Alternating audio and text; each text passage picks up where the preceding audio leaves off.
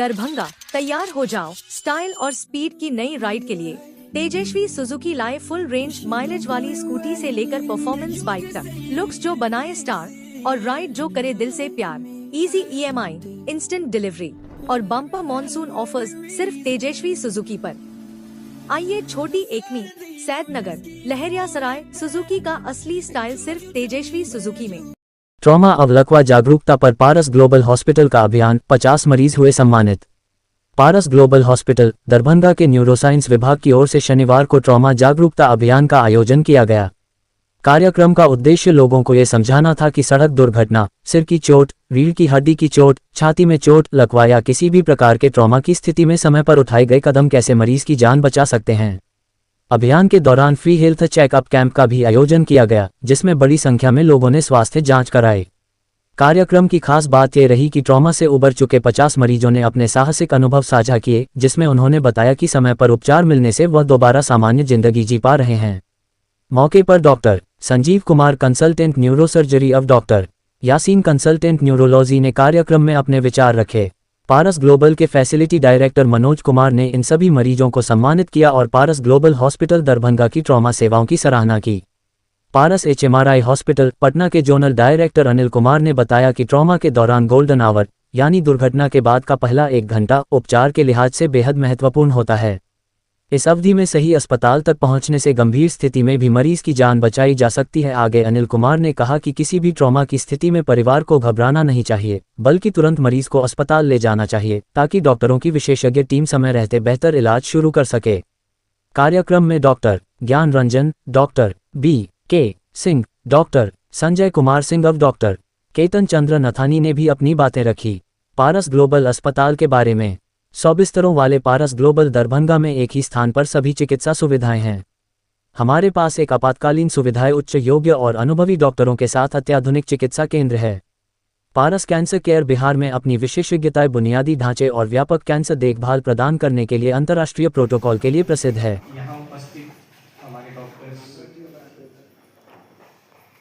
हमारे बीच मौजूद हैं, जो अपने परिवार के बीच खुशहाल जिंदगी जी रहे हैं। हमारे मरीज, उनका अभिनंदन और मीडिया के सहकर्मियों को हमारा नमस्कार। एक्चुअली जो आज का दिन है वो हमने इसलिए रखा हुआ है कि हमारे पास जो मरीज न्यूरोसाइंसेस के, लकवा के या फिर ट्रॉमा के जो मरीज यहाँ से इलाज करके गए और जो अपने परिवार के साथ एक खुशहाल जिंदगी जी रहे हैं, उनको बुलाने का एक मकसद था कि उनको बुलाएं यहाँ पे, एक उनका हेल्थ चेकअप करें कि उनकी हेल्थ में कितनी इम्प्रूवमेंट हुई है, और दूसरा ये था कि उनको एक हम सम्मानित भी करें उनके ट्रस्ट के लिए, कि उनका एक ट्रस्ट था तभी हमारे हॉस्पिटल में आए। हमारे डॉक्टरों के ऊपर विश्वास, हमारे पारस हॉस्पिटल का विश्वास, हमारे नर्सेस का विश्वास, हमारे मैनेजमेंट का विश्वास, ये सारे विश्वास के साथ वो लोग हमारे साथ आए,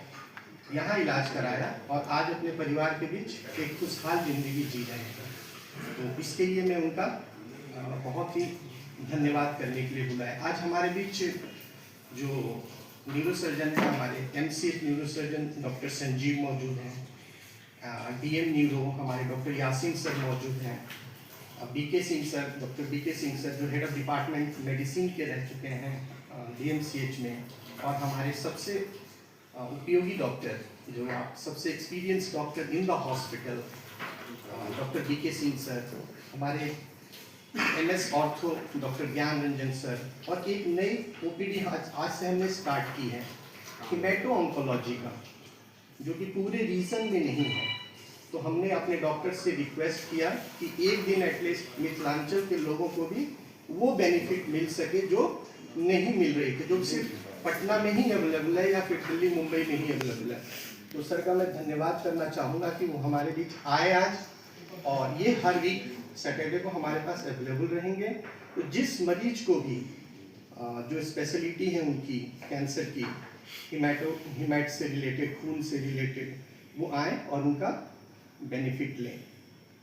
तो मैं चाहूँगा कि डॉक्टर BK सिंह सर थोड़ा सा। मैं तो यहाँ लगभग 4-5 साल से अटैच हूँ, और मैं देख रहा हूँ कि यहाँ धीरे धीरे सारी सुविधाएं होते जा रही है।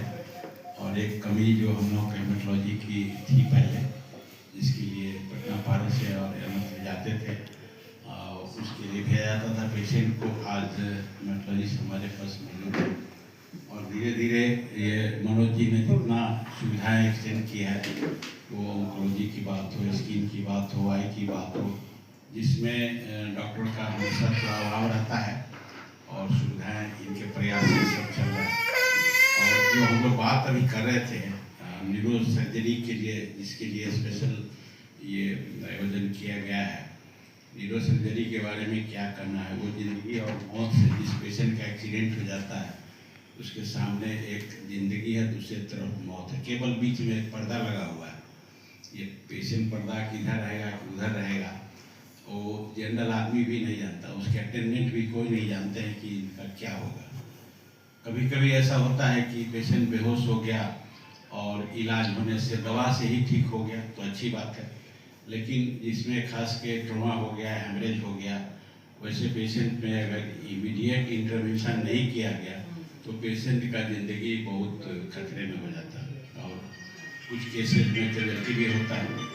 तो मैं ये कहूँगा कि जो एक छोटा सा उदाहरण, अस्पताल के सारे लोग जानते ही हैं, एक यहाँ पर पेशेंट थी जो यहाँ पर इसमें हेमोडायलिसिस यूनिट में काम करती थी वो महिला, और यहाँ से घर जा रही थी, उसका एक्सीडेंट हो गया, हेड इंजरी हो गया, भर्ती रही, 15 से 20 दिन वो आईसीयू में रही।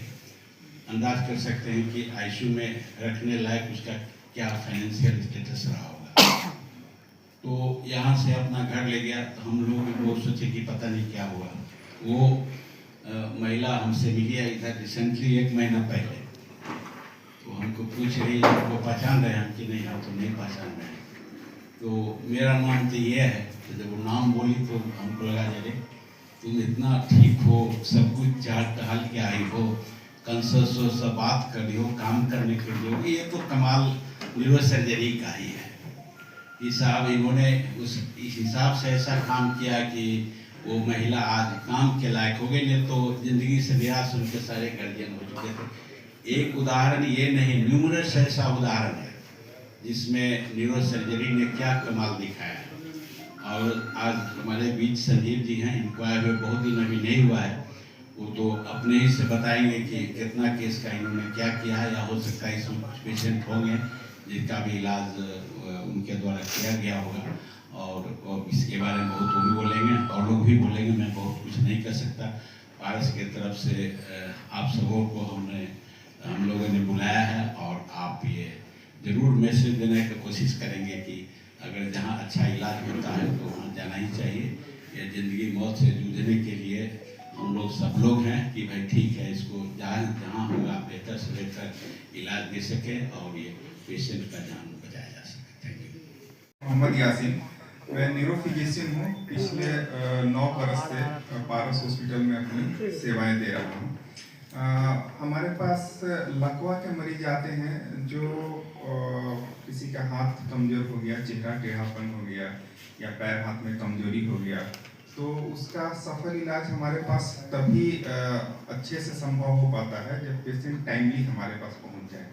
उससे थ्रोम्बोलाइसिस करते हैं हम लोग, लेकिन पेशेंट को 4.5 घंटा के अंदर हॉस्पिटल में पहुंचना जरूरी है।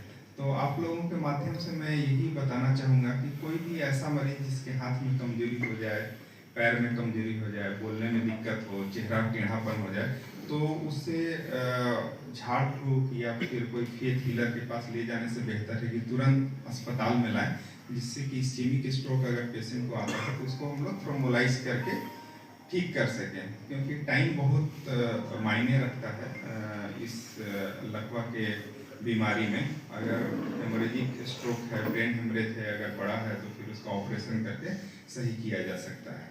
तो ये मौसम भी उसी तरह का चल रहा है, ठंडा का मौसम, जिसमें लकवा की संभावना 3% आम दिनों से बढ़ जाता है, क्योंकि खून का गाढ़ापन होना, नसों का सिकुड़ जाना, या आमतौर पर खान पान में जो ज़्यादा चर्बी या वसा का सेवन ठंडा के मौसम में करने का जो चलन है उस वजह से लकवा की संभावना बढ़ जाती है। तो खास ध्यान रखें, अगर समय पर उपचार हो जाए तो मरीज को आगे के जीवन यापन में आसानी या सहायता होती है। मेरा नाम डॉक्टर संजय कुमार सिंह है। मैं जनरल सर्जन एवं लैप्रोस्कोपिक सर्जन हूँ। मैं बहुत दिनों से सर के साथ निरंतर प्रयास में था कि हमारे यहाँ बहुत सारे पाइल्स, फीसर, फिस्टुला के पेशेंट आते हैं जो चाहते हैं बिना चीरा के, मतलब कि दर्द ना हो, कष्ट ना हो, उस तरह से ऑपरेशन लेजर से हो, जो कि हमारे पूरे मिथिलांचल में अभी तक कहीं नहीं स्टार्ट हुआ है। तो हम लोग सर से बात करके इस मशीन को इंस्टॉल करवाए हैं कल दरभंगा पारस में, और कल इस मशीन के द्वारा मैंने कल पहला सर्जरी किया है। उसको पेशेंट का नाम मिथिलेश झा है और वो आज डिस्चार्ज भी हो गए। 24 घंटे के अंदर हम लोग उनको डिस्चार्ज भी कर दी है और विदाउट पेन, कोई भी पेन नहीं हुआ और कहीं भी कोई कट लगने की जरूरत नहीं पड़ी। और वो इस तरह से हम लोग चाह रहे हैं कि जितने पेशेंट हो पाइल्स, फिशर, फिस्टुला के, उनको प्रोत्साहन मिले पाइल्स का और फिशर, फिस्टुला का ऑपरेशन कराने के लिए हमारे पारस में आके एक बार मुझे सेवा करने का मौका दे। और मैं चाहूँगा कि पारस का नाम और ऊंचा हो और पेशेंट अच्छे से जाए, हंसते खेलते जाए। Thank you. Thank you PK Singh sir, आप लोगों के आशीर्वाद से दरभंगा में हेमेटोलॉजी बोल करके एक नई ब्रांच चालू हो रही है, एक ओपीडी चालू हो रही है। हेमेटोलॉजी बोलने का मतलब है कि ब्लड की बीमारियां, रक्त की बीमारियां, जो कि कैंसर भी हो सकती है या बिना कैंसर की लोगों को खून की कमी होती है, हीमोग्लोबिन की कमी, प्लेटलेट की कमी, ब्लीडिंग का प्रॉब्लम होता है, बार बार खून चढ़ाना पड़ता है। तो अगर खून कम है आपका तो खून चढ़ाना एक टेम्पररी सॉल्यूशन है, बट खून क्यों कम है इसका जांच होना चाहिए और ये हम लोग करते हैं। सो जैसा सबका यहाँ पर सपोर्ट है, पारस का सबका सपोर्ट है, जिसको भी खून की दिक्कत है मैं यहाँ पर आऊँगा, सबके सपोर्ट से हम लोग यहाँ पर पेशेंट्स का इलाज कर सकते हैं, हेमेटोलॉजी के patients. Thank you so much. मैं पिछले 4 महीने से न्यूरोसर्जन के रूप में काम कर रहा हूँ। मेरा यहाँ पे पहला केस था, थोड़ा सा ये केस आया था, मैं ओपीडी में बैठा हुआ था और इमरजेंसी से मुझे कॉल आया कि सर एक डिस्क का केस आया है, ये एपीडी का केस है। तो मैंने बोला कि अगर वो वैसा तो उसको ये ओपीडी में भेजा जाए। तो कुछ देर के बाद जो है मेरे चैम्बर में एक ट्रॉली पे पेशेंट आता है। तो मैं खुद सरप्राइज हो गया उस केस को देखकर कि अगर ये पीआईडी का केस है तो चल कर आना चाहिए था, मगर ये उसका सीवियरिटी इतना ज़्यादा था कि वो पेशेंट जो है चल नहीं पा रहा था। उसका हम लोगों ने डायग्नोसिस कराया, स्कैन कराया और फिर उसको ऑपरेट किया गया और वो पेशेंट जो है यहाँ से चल कर गए। वो एक बड़ी बात थी। और हमारे पास जो मोस्ट ऑफ केसेस जो आते हैं यहाँ पे वो ट्रॉमा के केस आते हैं। ट्रॉमा में जनरली होता है कि अगर पेशेंट को टाइम पे लाया जाए तो उसका इलाज का जो आउटपुट होता है उसमें बहुत फर्क पड़ती है, तो बहुत फर्क पड़ जाता है इस चीज़ का।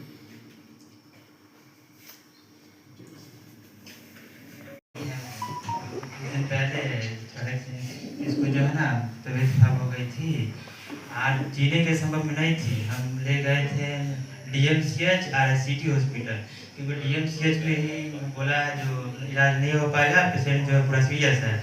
उसके बाद हम सिटी हॉस्पिटल ले गए थे सर, क्योंकि वहाँ पर बोला है जो वेंटिलेटर सब नहीं है, वहाँ भी सर भर्ती नहीं ले पाए। उसके बाद हम पारस हॉस्पिटल में आए सर अपनी पत्नी को लेकर, क्योंकि जीने की संभव नहीं थी जो जी पाती सर।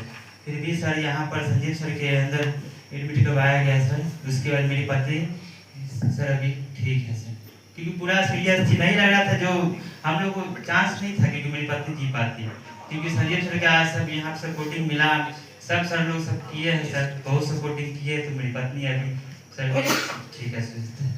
संजीव सर बहुत किए हैं, बड़ा टेंशन मतलब हो जाएगा, सारा चीज़ जहाँ तक हुआ है सब कुछ किए हैं सर, अभी जो है ठीक है सर। धन्यवाद सर। अखिलेश राव, ये पिछले 2 अक्टूबर को बाइक से इनका एक्सीडेंट हो गया था और बहुत बुरा पोजीशन हो गया था। हम लोग उम्मीद नहीं कर रहे थे कि ये पुनः हम लोग खड़ा हो पाएंगे या बच भी पाएंगे। पारस का बहुत बहुत धन्यवाद, हम लोग यहाँ लाए, आज ये यहाँ पे खड़े हुए हैं।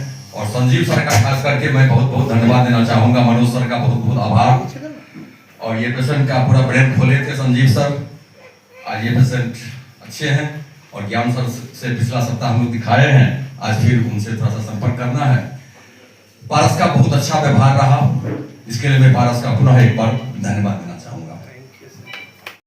डॉक्टर सर बीके सर को धन्यवाद कहना चाह रहा हूँ। का जब एक्सीडेंट हुआ था तो डॉक्टर संजीव सर ने का जो है ना इलाज किए थे, जो कि एक्सीडेंट हो गया था, बाइक से गिर गया था। तो मेरे जिया जी हैं, तो डॉक्टर साहब से बीके सर से बात किए रात में कि नहीं आइए आप, संजीव सर बैठे हुए हैं यहाँ दिखवा लीजिए। हम लोग तो बहुत घबरा गए थे, इसलिए कि मतलब कि पीएमसीएच में जो है ना डायरेक्ट बोल दिए कि पीएमसीएच लेके जाना होगा। हम लोग बहुत घबरा गए कि आप वहाँ जाएंगे तो क्या होगा नहीं होगा। सो उसके बाद बात किए सर, तो बोले कि नहीं बीके मतलब संजीव सर यहाँ है, आके दिखाइए। एक बार आए, हम लोग को तो घबराहट भी हो रही थी कि भाई पारस हॉस्पिटल बहुत बड़े हॉस्पिटल है, बहुत खर्चा लगेगा। तो फिर भी आ गए, सोचे मन में कि जो होगा देखा जाएगा। आए बच्चे को दिखाएं सर के माध्यम से। डॉक्टर संजीव सर भी बोले कि नहीं ठीक है, कोई बात नहीं है, निश्चिंत रहिए। फिर इलाज किए, 4 दिन 5 दिन में हमारा बच्चा चलने लगा। सर बहुत धन्यवाद सब आप सभी डॉक्टर साहब को, संजीव सर को बहुत धन्यवाद। दरभंगा में अवैध गौ तस्करी और मांस बिक्री का भंडाफोड़, प्रशासन की कार्रवाई की मांग। विश्व हिंदू परिषद बजरंग दल दरभंगा। गौ माता की हत्या और तस्करी के खिलाफ आवाज उठाएं। दरभंगा में अवैध गतिविधियों का खुलासा, सह जिला मंत्री राजीव प्रकाश मधुकर। दरभंगा में गौ तस्करी और मांस बिक्री का काला खेल, प्रशासन से कार्रवाई की अपील। गौ रक्षा दल दरभंगा। आज दिनांक 6 दिसंबर 2025 को विश्व हिंदू परिषद के प्रधान में विश्व हिंदू परिषद के 100 जिला मंत्री राजीव प्रकाश मधुकर की अध्यक्षता में अवैध बूचड़खानों व गौ तस्करी नगर निगम के द्वारा बनाए जा रहे 80 स्लॉटर हाउस पर रोक की मांग तेज। वीएचपी बजरंग दल ने नगर आयुक्त को सौंपा ज्ञापन। दरभंगा में लगातार बढ़ रही गौ हत्या, अवैध बूचड़खानों और गौ तस्करी की घटनाओं को लेकर विश्व हिंदू परिषद बजरंग दल गौरक्षा दल संगठनों ने अपना आंदोलन तेज कर दिया है। विश्व हिंदू परिषद, बजरंग दल और गौरक्षा दल जिला दरभंगा के संयुक्त तत्वाधान में शुक्रवार को नगर निगम कार्यालय में एक प्रतिनिधिमंडल ने दरभंगा जिला अधिकारी एवं नगर आयुक्त से मुलाकात की। इस प्रतिनिधिमंडल का नेतृत्व विश्व हिंदू परिषद के सह जिला मंत्री राजीव प्रकाश मधुकर ने किया। उन्होंने जिला अधिकारी और नगर आयुक्त को ज्ञापन सौंपकर मांग की कि बिहार सहित कई जिलों में अवैध रूप से चल रहे बूचड़खानों, गौ तस्करी और गौ मांस की अवैध बिक्री एवं दरभंगा नगर निगम दरभंगा के द्वारा 80 स्लॉटर हाउस निर्माण पर तुरंत प्रतिबंध लगाया जाए तथा दोषियों पर कठोर कार्रवाई हो। संगठन ने चेतावनी दी कि यदि शीघ्र प्रभावी कदम नहीं उठाए गए तो वे जिले में बड़ा आंदोलन करने को बाध्य होंगे। जिला पदाधिकारी और नगर आयुक्त ने प्रतिनिधिमंडल को आश्वासन दिया कि मामले की जांच कराई जाएगी और जो भी कार्रवाई कानून के दायरे में होगी उसे अवश्य लागू किया जाएगा।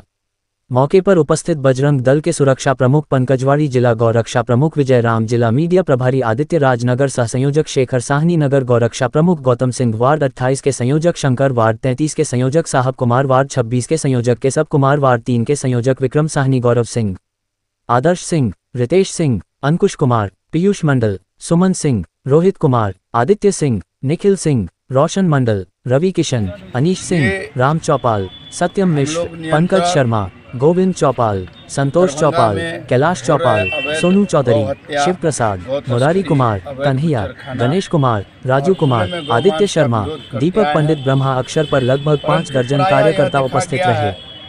कि न ही नगर निगम के द्वारा कुछ किया जा रहा है उचित तरीके से, न ही जिला प्रशासन के द्वारा किया जा रहा है, न ही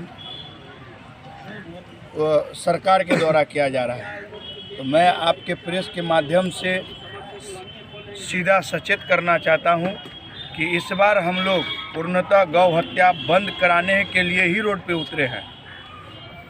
और अगर अभी हम लोग एक जो अपना संविधान है उस संविधान के तहत जो प्रोटोकॉल है उस प्रोटोकॉल के माध्यम से सभी पदाधिकारी को हम लोग ज्ञापन दे रहे हैं।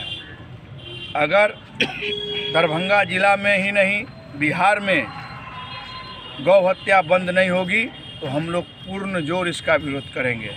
आप बता दें कि जब देश में गौ हत्या बंद है तो मुझे बताइए कि फिर ये गौ हत्या क्यों हो रही है, बुचड़खाना क्यों खुला हुआ है, गाय की मांस को क्यों बेचा जा रहा है? आप बताइए, ये आँख में सरकार को पट्टी बांधा हुआ है क्या? जिला प्रशासन को दिख नहीं रहा है क्या? और बताइए, ये हद की बात ये है कि ब्रांडेड चीज़ को पहले तो गैर लाइसेंसी रूप से लोग यहाँ गाय कटती थी, अब नगर निगम के द्वारा 80 स्लॉटर हाउस खुलाया जा रहा है, अब लाइसेंसी रूप से कटेगा। तो मुझे लगता है कि यहाँ के हिंदू समाज के ऊपर ये बहुत बड़ा तमाचा है और हिंदू आस्था के साथ खिलवाड़ है, उसको ठेस पहुँचाने का काम किया जा रहा है, जिसका विश्व हिंदू परिषद, बजरंग दल, गौ रक्षा दल कतई बर्दाश्त नहीं करेगी। हम लोग इस अपने आवेदन के माध्यम से यह मांग किए हैं कि शहर में अवैध बुचड़खाना बंद हो। किससे मांग की है? अभी नगर आयुक्त से मांग किए हैं हम लोग। यहाँ जिला अधिकारी को भी ज्ञापन सौंपेंगे, देश के बिहार के मुख्यमंत्री को भी, गृह मंत्री को भी सौंपेंगे, यहाँ के नगर विधायक और नगर के सांसद, दरभंगा के सांसद को भी हम लोग ज्ञापन देंगे।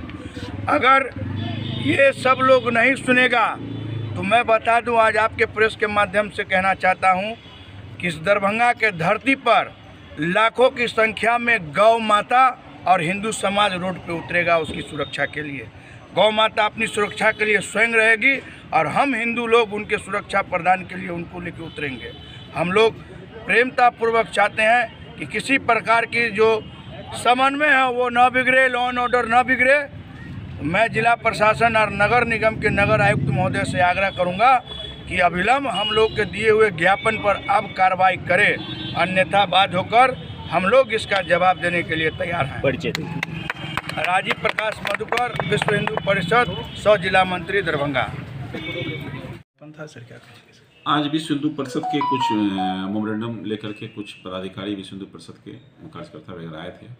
उन्होंने पशु क्रूरता को लेकर के कुछ अन्य विषयों पर उन्होंने अपना ज्ञापन दिया है और उन्होंने उस पर चर्चा भी हुई है और हम लोगों ने कहा कि हम लोग सकारात्मक इसमें विचार करेंगे और जो विधि सम्मत कार्रवाई है वो हम लोग करेंगे इसमें। अभी नगर आयुक्त के पास हम लोग आए थे, एक विज्ञापन ये दिए हैं, उनको आवेदन दिए हैं। अवैध रूप से जो गौ तस्करी हो रहा है, जो गौ माता का हत्या हो रहा है, उसके संबंध में उनको दिया गया है और आशा करते हैं कि नगर आयुक्त जी थोड़ा उनको देखेंगे और उन पर जो उचित कार्रवाई होगा वो करेंगे। यही हमारी मांग है, गौ हत्या बंद हो। नाम बता दीजिए अपना। गौतम कुमार सिंह, विश्व हिंदू परिषद, बजरंग दल, नगर गौरव। रुद्र सावित्री दरभंगा माइंड फेस्ट चौथा संस्करण भव्य रूप से प्रारंभ। दरभंगा 6 दिसंबर रुद्र सावित्री दरभंगा माइंड फेस्ट के चौथे संस्करण का शुभारंभ आज जिला पदाधिकारी श्री कौशल कुमार द्वारा दीप प्रज्वलित कर किया गया। उद्घाटन सत्र में उन्होंने छात्रों को संबोधित करते हुए कहा कि असफलता सबसे बड़ी शिक्षक होती है, इसलिए विद्यार्थियों को निरंतर तैयारी और भागीदारी की भावना रखनी चाहिए। सफलता अपने आप उनका साथ देगी। उन्होंने ये भी उल्लेख किया कि यह मेगा फेस्ट हर वर्ष और अधिक भव्य रूप ले रहा है तथा अब ये दरभंगा की प्रतिष्ठा बन चुका है। इस वर्ष माइंड फेस्ट में 200 से अधिक विद्यालयों के लगभग 4000 छात्रों ने सहभागिता दर्ज की, जो अपने आप में एक ऐतिहासिक रिकॉर्ड है। इस आयोजन में भागीदारी केवल दरभंगा तक सीमित नहीं रही, बल्कि पूर्णिया, पटना, मधुबनी, सुपौल, मुजफ्फरपुर और सीतामढ़ी जैसे अन्य जिलों के प्रतिभागियों ने भी सक्रिय रूप से हिस्सा लिया। कार्यक्रम में दरभंगा जिले के सभी 19 प्रखंडों का प्रतिनिधित्व रहा, जिससे यह आयोजन वास्तव में एक जिला स्तरीय बौद्धिक महोत्सव के रूप में नजर आया। माइंड फेस्ट में कुल 10 प्रमुख प्रतियोगिताएं आयोजित की जा रही हैं। हिंदी व अंग्रेजी में क्रिएटिव राइटिंग, हिंदी व अंग्रेजी spelling bee, mental ability test, paper painting तथा क्लॉथ पेंटिंग। इसके साथ ही जनरल क्विज, इंडिया क्विज और क्रॉसवर्ड की प्रारंभिक प्रतियोगिताएं भी सफलतापूर्वक संपन्न हुईं। रुद्रा सावित्री दरभंगा माइंड फेस्ट का चौथा संस्करण जिला प्रशासन के तत्वावधान में सिविल सोसाइटी दरभंगा द्वारा रेरा बिहार के सहयोग से आयोजित किया जा रहा है। कार्यक्रम संचालन एंकरिंग की जिम्मेदारी अन्विता और अनुविभा ने पूरे कौशल और उत्साह के साथ निभाए। आयोजन के दूसरे दिन 7 दिसंबर को जनरल क्विज, इंडिया क्विज और क्रॉसवर्ड के फाइनल राउंड आयोजित किए जाएंगे। इन प्रतियोगिताओं का संचालन अंतर्राष्ट्रीय ख्याति प्राप्त quiz master mister Alan Cowell करेंगे, जिसकी छात्र छात्राओं में विशेष उत्सुकता देखी जा रही है। कार्यक्रम में वरिष्ठ IAS अधिकारियों की भी विशिष्ट उपस्थिति रहेगी। माइंड फेस्ट के जनक तथा प्रेरणा स्रोत डॉक्टर विवेक कुमार सिंह IAS कार्यक्रम का मार्गदर्शन करेंगे। समापन दिवस के मुख्य अतिथि श्री C.K. अनिल, प्रधान सचिव राजस्व एवं भूमि सुधार विभाग होंगे, जिनकी उपस्थिति कार्यक्रम में विशेष गरिमा जोड़ेगी। रुद्र सावित्री दरभंगा माइंड फेस्ट न केवल बौद्धिक प्रतियोगिताओं का मंच है, बल्कि छात्रों में आत्मविश्वास, विश्लेषण क्षमता और प्रतिस्पर्धात्मक भावना को विकसित करने का एक सशक्त अवसर भी है। चौथे संस्करण की सफलता से यह स्पष्ट है कि यह आयोजन आने वाले वर्षों में और भी व्यापक स्वरूप लेगा तथा दरभंगा शिक्षा जगत का प्रमुख आकर्षण बना रहेगा। दरभंगा माइंड फेस्ट जो आज शुभारंभ हुआ है, इस शुभारंभ सत्र में मंच पर उपस्थित सर्वप्रथम इस माइंड फेस्ट के ऑर्गेनाइजिंग टीम को मैं धन्यवाद देता हूं। इस मंच पर उपस्थित के पदाधिकारीगण, ऑर्गेनाइजिंग टीम के सभी मेंबर्सगण, जो टीचर्स लोग जो सहयोग कर रहे हैं, पूर्ण जो इस बच्चे जिस प्रतियोगिता में पार्टिसिपेट कर रहे हैं, मीडिया बंधुओं, अभिनंदन है। माइंड फेस्ट लगातार चौथी बार इस जिले में ऑर्गेनाइज हो रहा है और जैसा कि मुझे बताया गया, पिछले 3 साल में काफ़ी सफल आयोजन इस माइंड फेस्ट का किया गया और करीब 4 से 5 हज़ार बच्चे not only from Darbhanga, other district से भी आके यहाँ पार्टिसिपेट किए। इस माइंड फेस्ट में जो पिछला हुआ है, प्राइवेट स्कूल्स, सरकारी स्कूल्स, सभी के बच्चे ने पार्टिसिपेट किया और अपनी प्रतिभा को दिखाने का एक मौका उनको मिला और उन्हें अपनी प्रतिभा को दिखाया। मुझे इस माइंड फेस्ट से एसोसिएट होने में काफ़ी गर्व महसूस हो रहा है। इस बार ऑर्गेनाइजिंग टीम के मेंबर्स जो हमसे संपर्क किए हैं और मुझे इस फेस्ट के बारे में बताया गया कितना सफल फेस्ट होता है, इतने पार्टिसिपेंट होते हैं, तो मुझे काफ़ी अच्छा लगा। पहले तो विश्वास नहीं हुआ था कितना बड़ी संख्या में लोग कैसे पार्टिसिपेट करेंगे 2 दिन, इतने बच्चे कहाँ से आएंगे। लेकिन जो 3 साल से जो फेस्ट ऑर्गेनाइज हो रहा है यहाँ पे, उसको देख के और आज जो संख्या हम देख रहे हैं, मुझे बताया गया कि 2-3 कंपटीशन सुबह में हो गया है और अब इस उद्घाटन सत्र के बाद और भी अन्य कंपटीशन होंगे। तो मुझे उस दिन जो बताया गया था वो बात जो समय हमें गलत लग रही थी, अब मुझे पूर्ण सत्य साबित हो रहा है, दिख रहा है।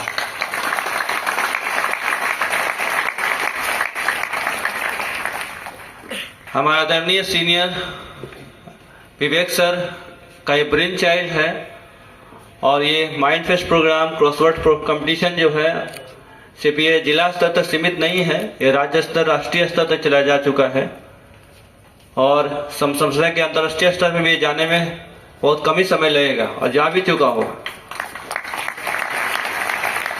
ये बहुत अच्छा प्लेटफॉर्म है बच्चों के बीच में उनके प्रतिभा को दिखाने का।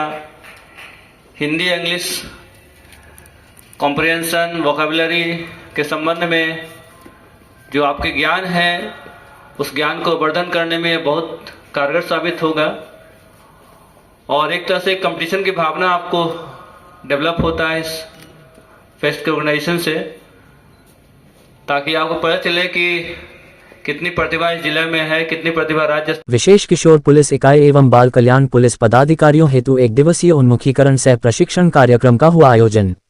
दरभंगा समाहरणालय परिसर स्थित बाबा साहेब डॉक्टर भीमराव अंबेडकर सभागार में विशेष किशोर पुलिस इकाई एवं बाल कल्याण पुलिस पदाधिकारियों CWPOS सहित बाल संरक्षण से जुड़े सभी हितधारकों के लिए 1 दिवसीय उन्मुखीकरण सह प्रशिक्षण कार्यक्रम का आयोजन किया गया। कार्यक्रम का उद्देश्य किशोर न्याय प्रणाली को अधिक परिणामकारी बनाना तथा बाल संरक्षण तंत्र को सुदृढ़ करना है। तारांकन कार्यक्रम का शुभारंभ माननीय प्रधान जिला एवं सत्र न्यायाधीश सह अध्यक्ष जिला विधिक सेवा प्राधिकार श्री गोपाल मिश्र, जिलाधिकारी दरभंगा श्री कौशल कुमार, वरीय पुलिस अधीक्षक श्री जगुनाथ रेड्डी जलेड्डी, मुख्य न्यायिक दंडाधिकारी श्री जुनेद आलम एवं जिला विधिक सेवा प्राधिकार की सचिव श्रीमती आरती कुमारी द्वारा संयुक्त रूप से दीप प्रज्वलित कर किए। कार्यक्रम का मंच संचालन प्रधान दंडाधिकारी किशोर न्याय परिषद दरभंगा मोहिनी कुमारी द्वारा किया गया। यूनिसेफ के मास्टर ट्रेनर अजय कुमार झा एवं श्री राकेश कुमार द्वारा विस्तृत प्रशिक्षण प्रदान किया गया। उन्होंने किशोर न्याय, बालकों की देखरेख एवं संरक्षण अधिनियम 2015, बिहार किशोर न्याय नियमावली 2017, लैंगिक अपराधों से बालकों का संरक्षण POCSO अधिनियम 2012, प्रखंड पंचायत वार्ड स्तरीय बाल संरक्षण समितियों की भूमिका आदि बिंदुओं पर प्रकाश डाला गया। परवरिश योजना एवं बाल संरक्षण से संबंधित अन्य प्रावधान प्रशिक्षण का मुख्य फोकस विधि के विरुद्ध कार्य करने वाले बच्चों एवं देखरेख एवं संरक्षण की आवश्यकता वाले बच्चों के संदर्भ में पुलिस एवं अन्य हितधारकों की भूमिका को स्पष्ट करना। माननीय जिला एवं सत्र न्यायाधीश ने अपने संबोधन में कहा कि यह प्रशिक्षण कार्यक्रम पुलिस पदाधिकारियों को बाल सुरक्षा एवं संरक्षण की संवेदनशीलताओं से अवगत कराने के लिए अत्यंत महत्वपूर्ण है। उन्होंने कहा, बच्चे हमारे देश का भविष्य हैं। यदि हम उन्हें सुरक्षित वातावरण एवं उचित संरक्षण प्रदान करेंगे तो हमारा समाज और अधिक सशक्त एवं उन्नत बनेगा। उन्होंने कहा कि कानून व्यवस्था भी इसी दिशा में आवश्यक प्रावधान उपलब्ध करा रही है। उन्होंने ये भी स्पष्ट किया कि विधि विरुद्ध गतिविधियों में शामिल पाए जाने वाले बच्चों के प्रति संवेदनशील एवं सुधारात्मक दृष्टिकोण अपनाना अनिवार्य है, जिसके लिए आज का प्रशिक्षण अत्यंत उपयोगी है। कार्यक्रम में सभी हितधारकों के बीच समन्वय, संवेदनशीलता एवं विधिक समझ को बढ़ावा देने के साथ ही बाल संरक्षण संरचनाओं को और प्रभावी बनाने की दिशा में महत्वपूर्ण योगदान दिया। इस अवसर पर कई अधिकारी एवं बाल संरक्षण कार्य से जुड़े विशेषज्ञ उपस्थित रहे, जिनमें श्री अनिमेश कुमार, सहायक निदेशक जिला बाल संरक्षण इकाई श्री धनंजय कुमार, पुलिस उपाधीक्षक मुख्यालय दरभंगा गुंजन कुमारी, अध्यक्ष बाल कल्याण समिति अजीत कुमार मिश्रा आदि उपस्थित रहे। विधिक है उसी का अंदर सेमिनार चल रहा है। कैसे हम बच्चों के प्रोटेक्शन के लिए पुलिस पदाधिकारियों को प्रशिक्षित करें, क्योंकि जब बच्चों का कोई कार्यक्रम होता है या बच्चों के लिए, जैसे हम उनको अपराधी भी नहीं कहते, है ना, उनको ये कहते हैं कि विधि के विरुद्ध, तो ऐसा उनके लिए जैसे सामान्य पुलिस व्यवस्था होती, कोई अपराधी होता है उसके प्रति जो व्यवहार होता है, यहाँ पर जब बच्चे कोई विधि विरुद्ध कार्य करते हैं तो उनके लिए अलग से संरक्षण की व्यवस्था, उनके रहने की व्यवस्था, खाने की व्यवस्था, उनके शिक्षा की व्यवस्था, उसकी सारी यहाँ पर कि पुलिस कैसे उनको हैंडल करेगी, इसकी यहाँ पर प्रशिक्षण की आज व्यवस्था की गई है। यूनिसेफ के द्वारा भी है और प्रशासन के द्वारा भी है। न्यायिक पदाधिकारी एक जेजेबी के जो प्रिंसिपल मजिस्ट्रेट हैं वो भी उसको लीड कर रहे हैं। तो सब कुल मिलाकर के एक समन्वय की व्यवस्था कि बच्चों का, क्योंकि बच्चे ही कल का भविष्य हैं, तो जैसा ही उनको आज ट्रीट करेंगे, यदि हम अच्छा उनको गढ़ पाए तो कल वो इस देश का भविष्य और बेहतर तरीके से हमारा समाज भी पुष्ट हो, इसकी व्यवस्था कानूनी रूप से की जा रही है। क्राइम नहीं हो सर, बच्चे सही दिशा की ओर जाए, उसके लिए भी क्या कुछ प्रयास किया जा रहा है? ये प्रयास हरदम और सतत चला करता है। कोई भी नहीं चाहता कि कोई बच्चा अपराध की तरफ उन्मुख हो, क्योंकि जो बच्चा आज बच्चा दिख रहा है, कल वो हम आपकी जगह पर खड़ा होगा। तो बेहतर हो कि वो कुछ देश का भला करे, ऊर्जा उसके पास है, वो ऊर्जा सकारात्मक हो। ये पुलिस वालों को भी प्रशिक्षण है कि भाई यदि कोई छोटा मोटा ये गलती कर दी है तो डांट डपट करके, यदि कोई ज़्यादा है तो उसको समझा करके, है ना, सामान्य अपराधी की तरह उनसे व्यवहार ना हो। बस यही तो प्रशिक्षण है। Thank you. हम समाज के उस वर्ग को का प्रतिनिधित्व करते हैं जस्टिस में, उस वर्ग का उनके अधिकारों को दिलाने में हम अपनी मदद करते हैं जिनके पास आवाज नहीं है, जो संभव है अपने घरों में भी कैद होंगे, जो संभव है अपने माता पिता के पास भी दिक्कत में होंगे। तो इतने पुण्य के काम में, इतने अच्छे काम में हम सब अपनी भागीदारी निभाएं। ये काम सिर्फ और सिर्फ यूं ही नहीं हो सकता है, इसलिए हम लोग कोशिश करेंगे आज संवाद को थोड़ा आगे बढ़ाने का, कि दरअसल ये है क्या, किस तरह से जो क्रिमिनल जस्टिस सिस्टम इतने दिनों से जो वर्दी पहने हुए हैं, अगर मैं यहीं से शुरू करूं तो ये क्रिमिनल जस्टिस सिस्टम, न्याय की जो परंपरागत प्रक्रिया लंबे समय से चली आ रही है, उससे दरअसल हम अलग कहां हैं। बच्चों के लिए कहां पर जरूरी हो जाता है कि हम उस क्रिमिनल जस्टिस सिस्टम से अलग हो जाएं, और कैसे हो जाएं, या कैसे संभव होगा। तो हम 2-3 चीजों से इसकी शुरुआत करना चाहते हैं। सबसे पहले यह जान लें कि न्याय की अब लगभग 2 प्रक्रिया है जो पैरेलल चल रही है। हमारे पास कॉपी दिया गया है, कलम दिया गया है, कुछ कुछ चीजें होंगी जो जरूरी हम लोग लिखेंगे, कुछ पार्ट्स दिए गए हैं आपके पास एक्ट के। मिथिला विश्वविद्यालय में बाबा साहेब अम्बेडकर के महापरिनिर्वाण दिवस पर दीपोत्सव, छात्रों प्रोफेसरों ने दी भावपूर्ण श्रद्धांजलि। बाबा साहेब डॉक्टर भीमराव अंबेडकर के महापरिनिर्वाण दिवस पर शनिवार को ललित नारायण मिथिला विश्वविद्यालय परिसर में श्रद्धा और सम्मान का माहौल देखने को मिला। परिसर स्थित उनकी प्रतिमा के सामने दीपोत्सव का आयोजन किया गया। प्रतिमा स्थल को सैकड़ों दीपों से सजाया गया, वहीं प्रतिमा के नीचे जय भीम लिखे दीप प्रज्वलित कर श्रद्धांजलि अर्पित की गई। कार्यक्रम में बड़ी संख्या में छात्र, प्रोफेसर एवं विश्वविद्यालय के कर्मी उपस्थित थे। सभी ने बाबा साहेब की प्रतिमा पर पुष्प अर्पित कर उन्हें नमन किया। इस अवसर पर मौजूद प्रोफेसरों ने कहा कि अंबेडकर का संघर्ष और चिंतन भारत के लोकतांत्रिक मूल्यों की नींव है। आज के दिन हम सभी उनके बताए मार्ग पर चलने का संकल्प लेते हैं। छात्रों ने कहा कि ये दीपोत्सव अंधकार से प्रकाश की ओर अग्रसर होने का प्रतीक है। उन्होंने कहा कि बाबा साहेब ने जिस समतामूलक समाज की कल्पना की थी, उसे साकार करने के लिए निरंतर प्रयास करना ही सच्ची श्रद्धांजलि है। कार्यक्रम के दौरान पूरे परिसर में जय भीम के नारों से वातावरण गूंजता रहा। श्रद्धांजलि सभा शांतिपूर्ण और भावुक माहौल में संपन्न हुई। और स्पेस दीजिए। जब माला पकड़ लीजिए सब आदमी।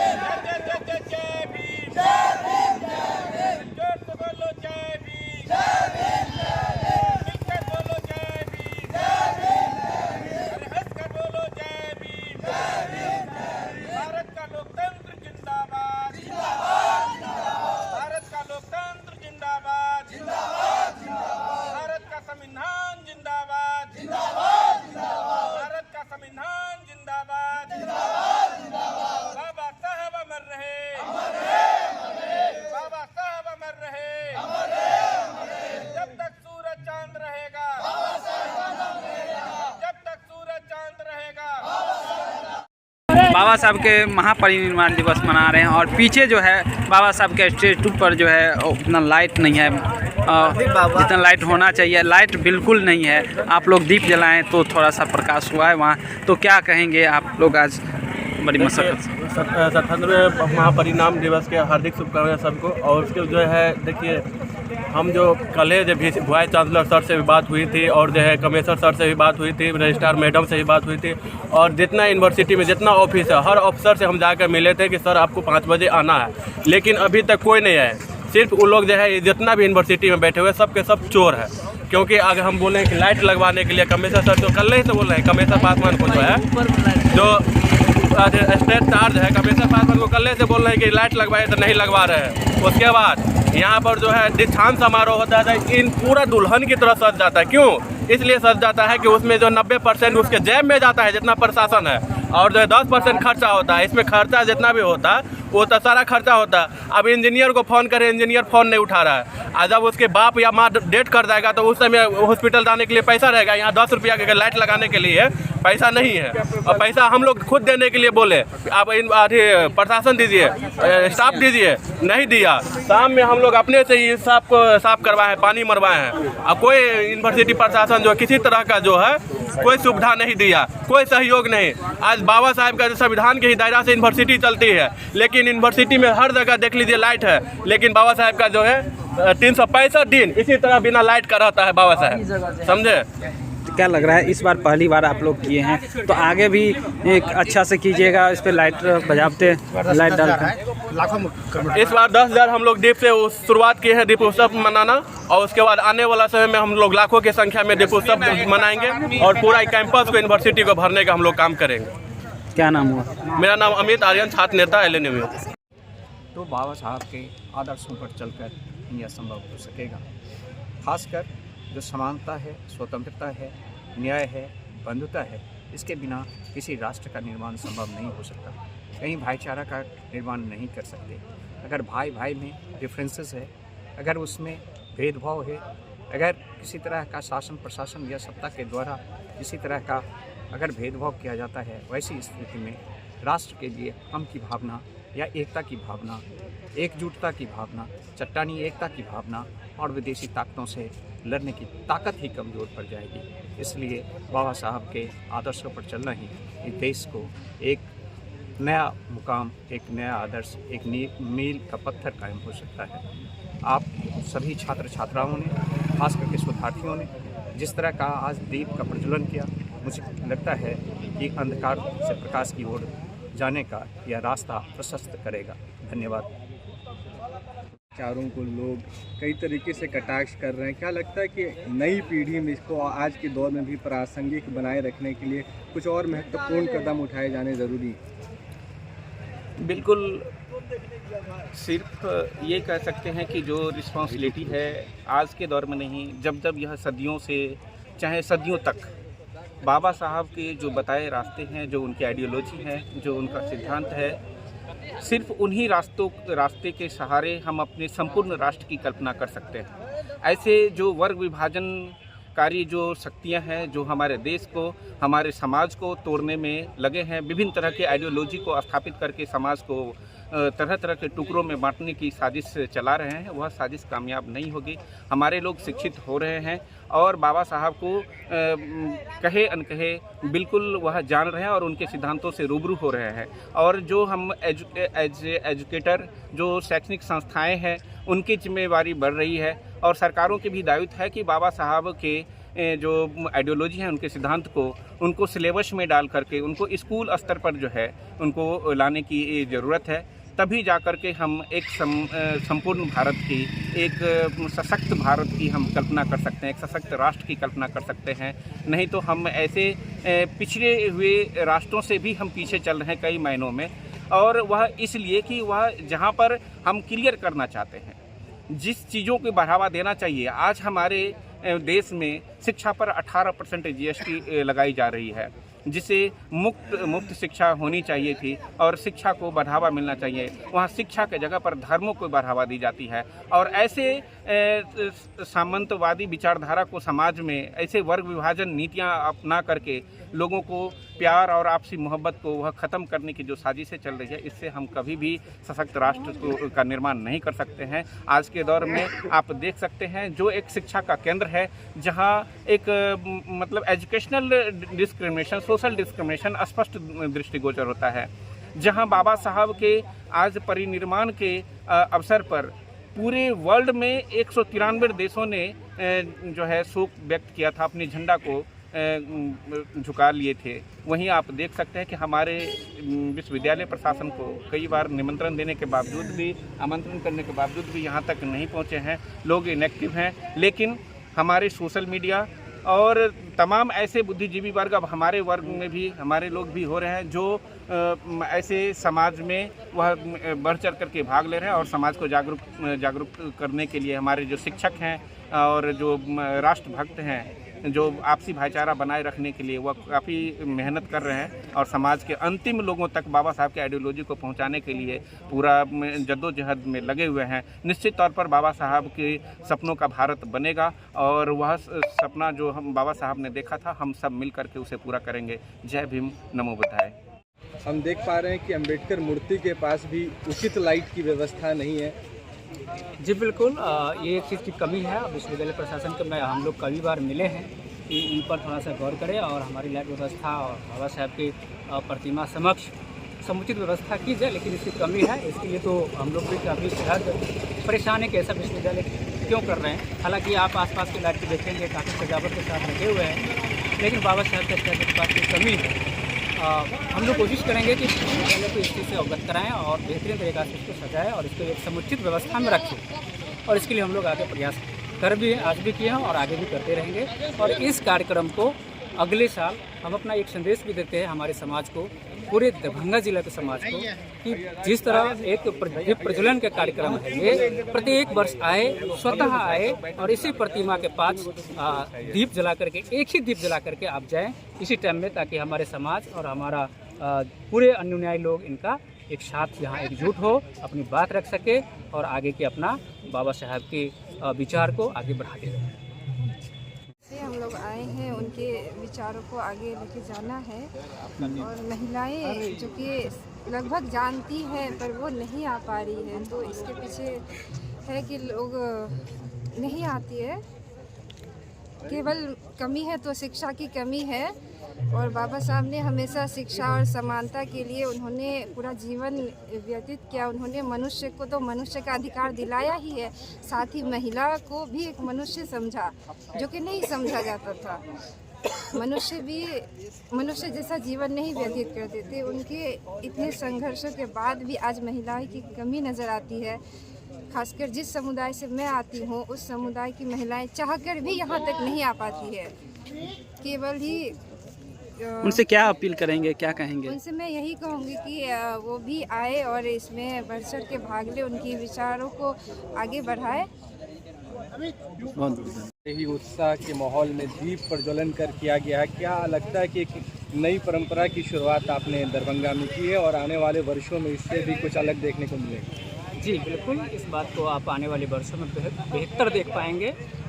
मुझे लगता है कि मैं दरभंगा जिला के जो विश्वविद्यालय है उसमें प्रथम बार ये दीप प्रज्वलन का कार्यक्रम किया हूँ।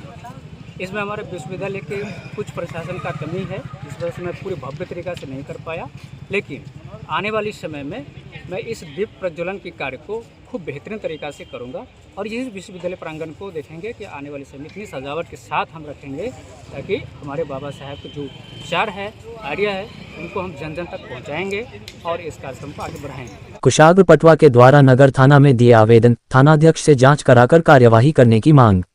दरभंगा नगर थाना क्षेत्र के दरभंगा टावर चौक स्थित मूसा शाह मार्केट के मालिक रवि खंडेलवाल पटवा की ओर से अपने किराएदार पर गंभीर आरोप लगाते हुए नगर थाना के थानाध्यक्ष को आवेदन सौंपा है, जिसमें उन्होंने आरोप लगाते हुए कहा है कि किराए पर दिए गए परिसर में दुकान में गलत कार्य की गतिविधि चलाने और मुझे देशी कट्टा दिखाकर जान से मारने की धमकी देने को लेकर प्राथमिकी दर्ज करने के लिए थाना में लिखित आवेदन दिया गया। रवि के पटवा के पुत्र कुशाग्र पटवा, पिता रवि खंडेवाल पटवा, मोहल्ला टावर चौक, मुसासाह कम्प्लेक्स निवासी के द्वारा थाना नगर में आवेदन दिया गया, जिसमें पिछले साल 23 नवंबर 2024 को समय 3 बजे मैं अपने परिसर के स्वामित्व वाले अपने शॉपिंग कॉम्प्लेक्स के दूसरी मंजिल पर मैंने किराए पर एक रेस्टोरेंट जिसका नाम UVT food cafe 1 Rahul Rajvardhan 2 Rohit Rajvardhan दोनों के पिता स्व अशोक शाह विश्वविद्यालय थाना क्षेत्र के लक्ष्मी शाह कॉलोनी JP चौक के निकट के रहने वाले ने 6 माह पहले किराए पर उक्त जगह लिया था, जो मैं 23 नवंबर 2025 को समय 3 बजे अचानक निरीक्षण के लिए उक्त यूनिट दूसरी मंजिल गया, जहां मैंने पाया कि UVT फूड कैफे के अंदर कैबिन में गलत गतिविधि हो चल रही थी। उसी समय उसके दुकान का कर्मचारी अभिषेक झा जो वहां मौजूद था और उसका व्यवहार ये दर्शाता था कि ये गतिविधि वहां नियमित रूप से होती रही है। मैंने इसका विरोध किया तो उसी बीच रोहित राजवर्धन छोटा भाई वहां अंदर कैफे में घुसा। वह अत्यंत आक्रामक हो गया, आंखों में गुस्सा दिखाते हुए उसने मुझ पर दबाव बनाने की कोशिश की और जोर जोर से चिल्लाने लगा। उसके बाद उसने मुझे धमकी देते हुए कहा मैं तुम्हें काट दूंगा और उसी समय उसने मुझ पर देशी कट्टा तान दिया। आवेदनकर्ता ने आवेदन में बताया कि इससे ये स्पष्ट हो गया कि मुझे भयभीत कर चुप कराने और मेरे द्वारा अवैध गतिविधि रोकने का विरोध करने के लिए ऐसा किया हमला था। मेरे ऊपर अवैध हथियार तानकर जान से मारने की धमकी दिए जाने के कारण मुझे अपनी व्यक्तिगत सुरक्षा, परिवार एवं परिसर की सुरक्षा को लेकर गंभीर आशंका बनी हुई है। दिए गए आवेदन के माध्यम से घटनाओं के आधार जांच कराकर कानूनी कार्यवाही करने की मांग करते हुए अपने अपने परिवार की जान माल की सुरक्षा की मांग किया गया। अब CCTV के जांच पड़ताल के साथ आगे की पशु स्थिति की सही जानकारी जांच के बाद बताया जा सकता है। देखिए, मेरी तो आदत है मैं नमस्कार बोलता, प्रणाम बोलता, और जैसा कि आप जानते हैं मैं समाज सेवी हूँ, फिल्मकार हूँ, इतिहासकार हूँ, पर्यावरणविद हूँ और दानवीर मूसा शाह का प्रपौत्र हूँ और मिथिला के लिए समर्पित ब्रह्मांड पुत्र हूँ। और मैं एक चीज़ कहना ये चाहता कि मेरे साथ परसों एक घटना ये घटी कि मैं अपने आवास पे सोया हुआ था अर्धनिद्रा में। मैं फिल्मकार हूँ तो स्क्रिप्ट लिख रहा था सुबह 4 बजे तक, फिर निद्रा में चली गई। किसी ने मेरे बेडरूम का दरवाज़ा बहुत तेज़ी से खटखटाया। मैं मेरी तंद्रा भंग हुई तो मैं देखता हूँ कि एक हमारा ही राहुल राजवर्धन तीन वो आकर के, हम शीशा है अंदर से, तो मैंने देखा, मैंने कहा क्या बात है, इशारे से पूछा उका। तो मुझे आश्चर्य भी लगा कि कैसे कोई आ चुका है यहाँ पर बिना मेरे परमिशन के। कोई मेरे रेजिडेंस पर नहीं आता है। कौन है रोहित राजवर्धन? राहुल राजवर्धन तो आपको हमारे किराएदार हैं जो ग्राउंड फ्लोर पे अशोका साड़ी चलाते हैं। अच्छा। खैर, तो मैं जब बाहर निकला हूँ 5 मिनट बाद चेंज करके, तो मैं देखता हूँ कि वो 10-11 उनके साथ नोटोरियस टाइप के, क्रिमिनल्स टाइप के गुंडे यहाँ पर खड़े हुए हैं। और उसमें से एक बोलता है मारो इसको। जहाँ बोला मारो, मेरे पुत्र जो हैं कुशाग्र पटवा मेरे बगल के बेडरूम में सोए हुए थे। सुबह यूरोप से आए हैं, बार्सिलोना से, स्पेन से, और वो सोए हुए थे। यूरोप में कंट्री में काम उस तरह से होता है, रात भर वो काम करते। तो खैर मैं बाहर आया, मैं सीधा जो है, मैं सोचा मैं अब डिफेंस में क्या करूं, जब कोई बोल रहा है मारेंगे, तो मैं तुरंत जो है, और गाली भी बोल रहे थे, मैं तुरंत अपना मोबाइल उठाया और वीडियो ऑन कर दिया। तो वो लोग थोड़ा सा छिटके, तभी पीछे से मेरे पुत्र कुशाग्र पटवा है और उन्होंने, उनके हाथ में कट्टा कटाई होता है, कट्टा कटाई यानी इसको हम मुगदर बोलते हैं, वो मुगदर लेके बाहर आए। बोले मेरे पिता को मारने आए हो करके। जब उन्होंने ऐसे, पीछे से तिवारी मेरा बॉडीगार्ड भी आया, तब ये लोग खिसकना शुरू किए। क्या उनके हाथ में किसी तरह का कोई शस्त्र भी था? देखिए मैंने देखा नहीं है, क्योंकि वो जो मोमेंट होता है जहाँ मैं आतंकित भी हो गया था, घबरा गया था। अब इसके वो लोग फिर यहाँ से निकल लिए। मैंने पुलिस को इन्फॉर्मेशन दिया, 112 आई, हमारे पुत्र ने इन्फॉर्मेशन दिया, कुशागर पटवा जी ने, जो स्पेन से आए हुए हैं, तो उन्होंने यहाँ 112 आई और 112 में आकर के पूछा तीछा। इसके बाद इन्होंने सिस्टम में देखा कि 112 में उसको रिजेक्ट कर दिया। तब मैंने तुरंत एक मैसेज बनाया जो मैंने SHO को भेजा था। वो SHO, चूँकि बार बार मेरे SHO फ़ोन करने पे भी मैंने बहुत बार फ़ोन किया, उन्होंने कोई रिस्पॉन्स लिया, तो मैंने मैसेज बनाया, SHO को भेजा।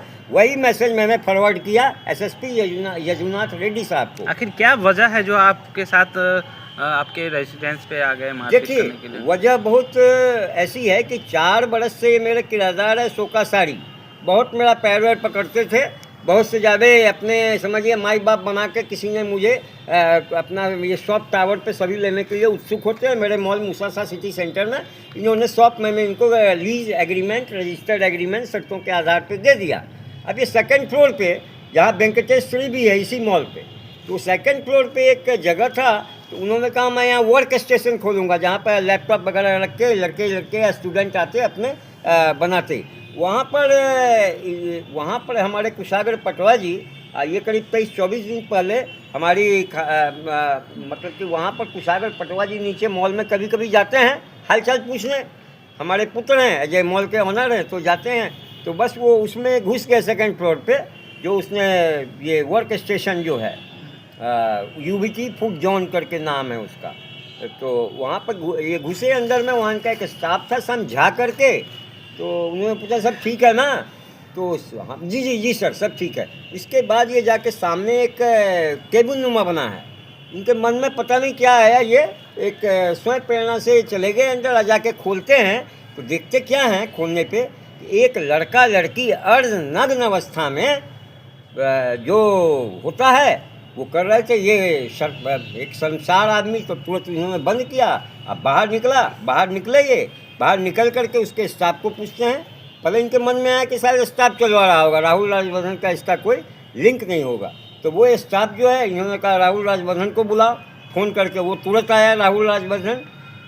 जब राहुल राजवर्धन को लेके चले गए सीने कैफे में, जहाँ मेरा सिनेमा था, अभी अपरिहार्य कारणों से वो बंद है। एक होता है इज्जत बचाने वाली बात, तो ये ले गए कुशागर पटवा जी उनको अंदर। क्रम शुरू ही हुआ, तभी उनका छोटा भाई रोहित राजवर्धन आता है। और वो इसको बोलते भी हैं कि जब 2 बड़े बात कर रहे हैं, कुशागर पटवा जी ने बोला कि तो आप बाहर चले जाइए, बाहर जाइए आप। वो सीधा कट्टा निकालता है और कुशागर जी पर तान देता है। अब बोलता है काट के रख देंगे। कौन बोला, किसको बोला? वो रोहित राज ने, मेरे कुशागर पटवा जी जो पुत्र हैं, अच्छा, जो इंसियाड के पढ़े हुए हैं, डॉक्टरेट की डिग्री लेके आए हैं स्पिरिचुअल साइंस में, उनको हिमाकत किया सीधा कट्टा निकाल के। कारण क्या, वो लड़की पकड़ ली है, घबरा उसके। ये तो रैकेट, सेक्स रैकेट का तो दूसरा बात है। आपके बिना जानकारी में यहाँ सेक्स रैकेट चलता है? चलता था, चलाता है वो लोग, चल रहा था। अच्छा। इन्होंने 23 दिन पहले तो शुरू हुआ था। अच्छा। तो इन्होंने तो कहते हैं ना, मैं महादेव का भक्त हूँ, महादेव ने इनको तीसरा आंख मेरे पुत्र को दिया। अब वो अपने अंतर प्रेरणा से चले गए, उस केबिन को खोला उन्होंने, आज देख लिया। इसकी शिकायत थाना को दिए आप? जी हाँ, थाना पे मैंने तुरंत SHO को फ़ोन किया। SHO साहब ने मुझे कहा कि बड़े ठंडे ठंडे में लिए, नमस्कार जो होता है कच्ची दिए पटवा साहब, पटवा सर। तो ठीक है, सुबह में कुशागर पटवा जी को आप थाना भेज दीजिएगा 10 बजे। ये यूरोपियन माइंड के आदमी, ये 10 बजे साथ वहाँ पहुँच गए। इनको 40 मिनट बैठा के रखा। उसके बाद आया और ऐसे देखता है, अरे भैया जिस विक्टिम जो है उसके साथ तुम हमदर्दी करोगे, उन्हीं से एक्सप्लेनेशन करना शुरू कर दिया उल्टा। जो बिहार पुलिस का, ये अपर पुलिस का, सब पुलिस वाले ऐसे नहीं होते, लेकिन यहाँ तो यही हुआ है। सामने साहेब ने इनको एक तरह से इंसल्ट किया, बाहर निकाल दिया। क्या इसके आवेदन दिए थे आप? जी हाँ, आवेदन बाकायदा दिया गया। इन्होंने रिसीविंग मांगा। अच्छा, ठीक है, आपको जो भी करना हो। ये भी थोड़ा एनॉयड हो गए। आवेदन कब दिए हैं? आवेदन ये दिया गया है 24 तारीख। क्या अभी तक आवेदन नहीं मिला आपको? नहीं, मुझे कोई उसकी नहीं हुई। हाँ, इस घटना के बाद में जब मैंने एसपी साहब, जो मेरे यहाँ आक्रमण मेरे ऊपर हुआ ये 2 दिन पूर्व, तो एसपी साहब को जब मैंने मैसेज किया तो 112 जो सुबह आई थी मेरे पुत्र के बुलाने पे, वो 112 तो रिजेक्ट कर दिया था। फिर एसपी साहब ने दूसरे ऑफिसर को भेजा। वो ऑफिसर बड़े सौम्य थे, अच्छे थे, और उन्होंने आके मेरा फर्ज बयान लिया। मैंने कहा कार्रवाई क्या होगी? तो कहा नहीं, ये तो बहुत बड़ी बात हो गई। हम कहे हमको अगर मार देगा तब आइएगा इनको आप पकड़ने अपराधियों को। नहीं सर, ऐसा नहीं होगा। हम कहे दरभंगा में मैक्सिमम केसेज में यही हो रहा है, अपराधियों का मनोबल पुलिस बढ़ा रही है। अगर फर्स्ट इंस्टांस में अपराधियों को दबोच ले पुलिस, मुंबई पुलिस की तरह, यूरोपियन पुलिस की तरह, तो हिम्मत नहीं होगी। तो साहब यही हुआ। उसके बाद वो आए, उन्होंने फर्ज बयान लिया। अब मुझे एश्योर किया है कि मैं कार्रवाई करने जा रहा हूँ। और क्या कार्रवाई करने जा रही है यहाँ का प्रशासन समझे, पुलिस समझे। अच्छा, एक बात बता दीजिए, वो जो लड़का लड़के अर्धनग्न स्टाफ ने कुछ आगे, वो इसी बीच में वो लड़का लड़की को भगा दिया गया। कौन भगाया? भगाया मतलब उसके स्टाफ ने भगा दिया। जबकि वो राहुल राजवर्धन जो है, उनसे ये बात कर रहे थे, जिसने कट्टा निकाला, तो उसने हाथ अपने छोटे भाई का पकड़ के कट्टा नीचे कर दिया। तब इन्होंने तब तक इनके पास ये बाहर निकले कट्टा के बाद, जो राहुल राजवर्धन के साथ ये, तो वो स्टाफ वहीं था, वो भगा चुका था लड़का लड़की को। और उसने स्पष्ट शब्दों में बोला कि सर हम नहीं हैं कहीं इसमें, ये राहुल राजवर्धन के कहने पे हम बुलाए थे यहाँ, अब बुलाते हैं। तब से वो उसको बिल्कुल बंद कर दिया गया कि हमने तुम्हें एग्रीमेंट 11 महीने का किया था वर्क स्टेशन चलाने के लिए, तुम यहाँ पर प्रोस्टिट्यूशन चलाओगे क्या? क्योंकि हमें ये अपने पूरे मेरा व्यक्तित्व हिलता सा महसूस हुआ। मैं महादेव का भक्त हूँ, कृष्ण का भक्त हूँ। क्या अभी तक कोई कार्रवाई हुई है कि नहीं? पता नहीं, मुझे कोई सूचना नहीं। क्या आप अपने मकान में जो वो सेल्स चल रहा था अशोका मार्केट, उसको बंद करवाया या अभी तक चल रहा है? नहीं, बंद इसमें मैंने नोटिस दे दिया। कानूनी नोटिस जो होता है हमारे एग्रीमेंट के अनुसार, जो रजिस्टर्ड एग्रीमेंट है अशोका साड़ी का, वो उसको मैंने नोटिस दे दिया है। ये लेटर के बारे में दिखा दीजिए। आप डरे हुए हैं? आप डर है कि कब मार न दे? देखिए सर, मैं शेरे बब्बर हूँ, गीदड़ों से डरता नहीं, लेकिन फिर भी गोली कोई मार दे, कोई छुरा मार दे, तो इंसान को ज़िंदगी प्यारी तो होती है। मैं अंदर से थोड़ा आतंकित भी हूँ, लेकिन डरा हुआ नहीं हूँ। आप जानते हैं कि एक शेर गीदड़ों पे भारी पड़ता है, लेकिन यहाँ गीदड़ जो होता है, शेर अगर आराम कर रहा है तो हो सकता है कि मेरी हत्या कर दे। ठीक, ये लेटर के बारे। जन्म महोत्सव सह विराट सत्संग आज तैयारी पूरी। ललित नारायण मिथिला विश्वविद्यालय के नागेंद्र झा स्टेडियम खेल मैदान में होगा उक्त आयोजन।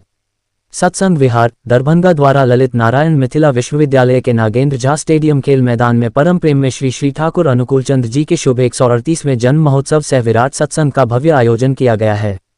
स्टेडियम में उत्सव के तैयारी का जायजा लेते हुए वरिष्ठ सत्संगी सत्यनारायण झा ने कहा कि जीवंत आदर्श को केंद्रित करके चलना ही सत्संग का मूल मंत्र है। सत्संगी तारकेश्वर प्रसाद ने कहा कि श्री श्री ठाकुर ने धर्म को वर्तमान युग के अनुकूल आमजनमानस के लिए अत्यंत ही सहज व सुलभ बना दिया है। सत्संगी राम इकबाल भगत के मुताबिक सत्संग चाहता है मनुष्य को शुद्ध बुद्ध और आनंदित कर देना, व्यक्ति, दंपति, समाज एवं राष्ट्र को एक सुंदर सूत्र में पिरोकर। सत्संगी डॉक्टर शिवकिशोर राय ने प्रातःकालीन प्रार्थना, वेदमांगलिक के साथ साथ बाल सम्मेलन, मातृ सम्मेलन, युवा सम्मेलन, धर्म सम्मेलन, संध्याकालीन विनती प्रार्थना एवं सांस्कृतिक कार्यक्रम के बारे में विस्तार से बताया। सत्संगी कृष्ण मुरारी सिंह ने विराट सत्संग में अधिक से अधिक युवाओं की सहभागिता हेतु अपील की।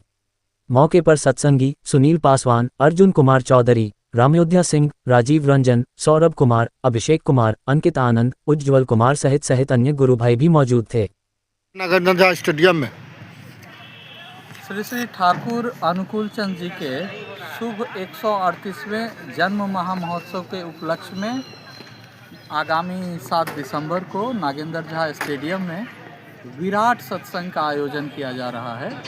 इस उपलक्ष्य में दरभंगा सहित आसपास के अन्य जिलों से 10,000 से अधिक धर्म प्रेमी गुरु भाइयों का एवं बहुत बड़ी तादाद में ऐसे लोगों का आगमन होना है जो श्री श्री ठाकुर अनुकूल चंद जी का दीक्षा ग्रहण करके नहीं चल रहे। और इस पावन पुनीत अवसर पर सत्संग विहार दरभंगा की तरफ से माननीय सभापति श्री प्रेम कुमार जी को, माननीय श्री महेश्वर हजारी जी को एवं अन्य गणमान्य अतिथियों को, ललित नारायण मिथिला विश्वविद्यालय के माननीय कुलपति महोदय को, संस्कृत बोर्ड के माननीय चेयरमैन महोदय को एवं अन्य गणमान्य लोगों को आमंत्रण किया गया है और श्री श्री ठाकुर अनुकूल चंद जी के वंशज भी देवघर से इसमें उपस्थित होंगे।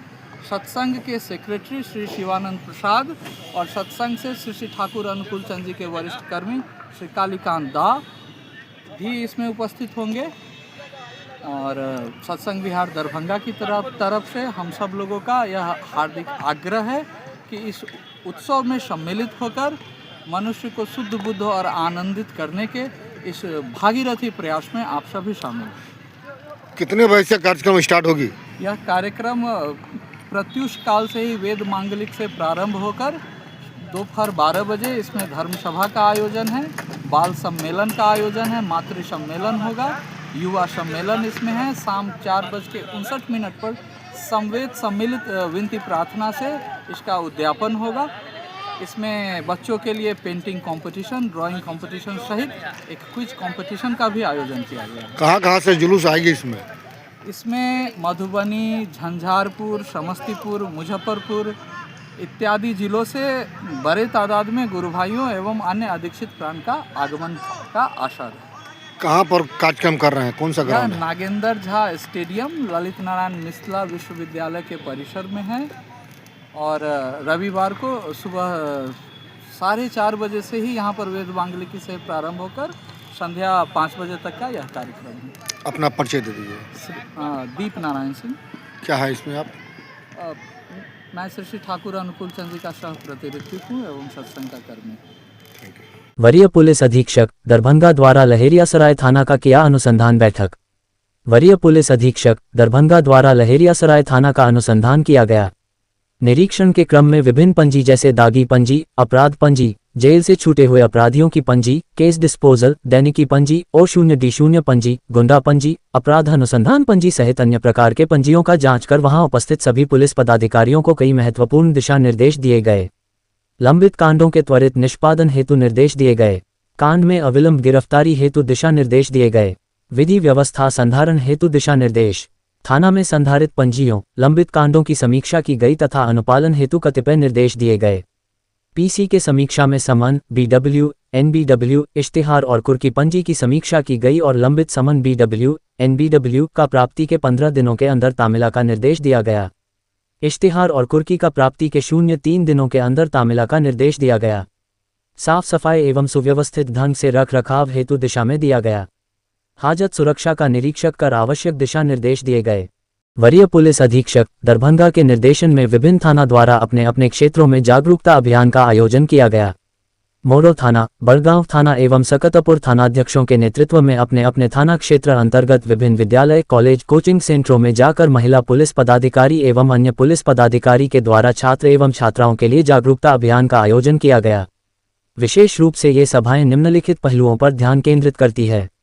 आयोजित जागरूकता अभियानों का मुख्य उद्देश्य महिलाओं को उनके अधिकारों, सुरक्षा और आत्मनिर्भरता के प्रति जागरूक किया गया। सामाजिक, आर्थिक और कानूनी मुद्दों पर महिलाओं को सशक्त बनाने के लिए प्रेरित किया गया। महिला सुरक्षा, साइबर सुरक्षा, सोशल मीडिया जनित अपराध के विरुद्ध संगठित प्रयास, महिला हेल्पलाइन और अन्य आपातकालीन सेवाओं के बारे में जागरूक किया गया। कानूनी जागरूकता, दहेज उत्पीड़न, घरेलू हिंसा और बाल विवाह जैसे मुद्दों पर कानूनी सहायता और अधिकारों की जानकारी दी गई। डायल 112 से संबंधित जानकारी दिए गए। बच्चों को रोड सेफ्टी से संबंधित महत्वपूर्ण जानकारी दिए गए।